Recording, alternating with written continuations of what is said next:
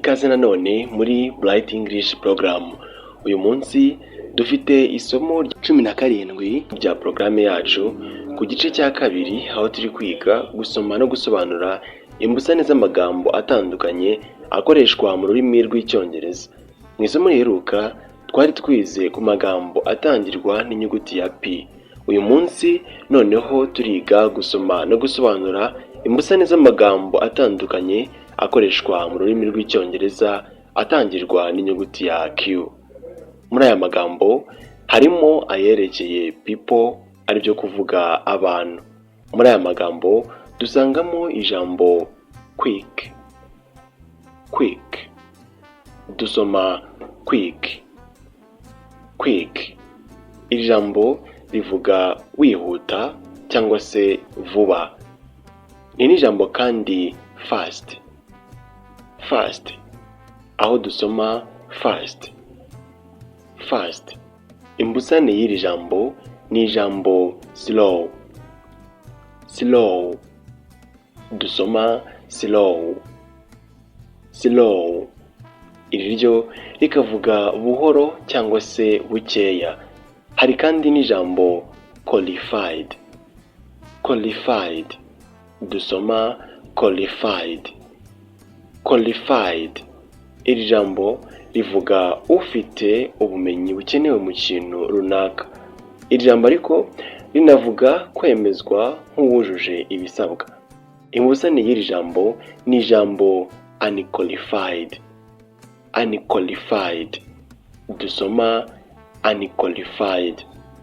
unqualified. Iri ryo rikavuga udafite ubumenyi bukenewe mu kintu runaka. Ni n'ijambo kandi disqualified.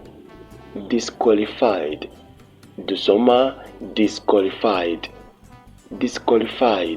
Iri ryo rikavuga uwemejwe nk'utujuje ibisabwa.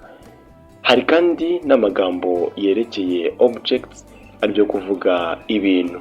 Muri aya magambo dusangamo ijambo question. Dusoma question. Iri jambo rivuga ikibazo. Imbusane y'iri jambo ni ijambo answer.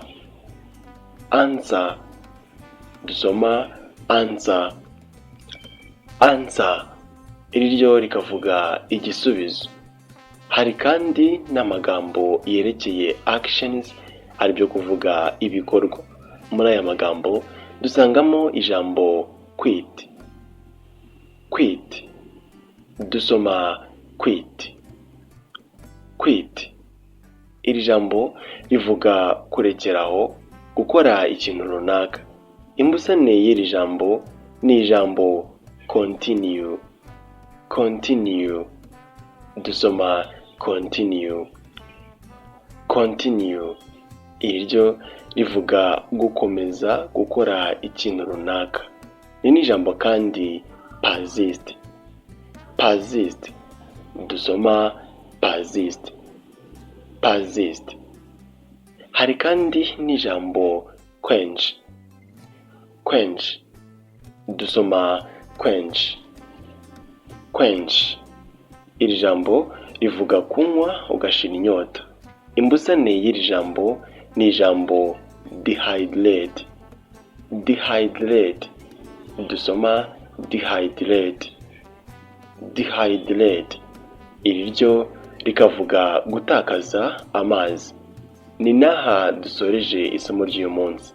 Twize gusoma no gusobanura imbusane z'amagambo atandukanye akoreshwa mu rurimi rw'icyongereza atangirwa n'inyuguti ya Q. Mu isomo ritaha noneho tuziga gusoma no gusobanura imbusane z'amagambo atandukanye akoreshwa mu rurimi rw'icyongereza atangirwa n'inyuguti ya R. Mbashimiye ko mwaje, ni aho ubutaha muri indi somo.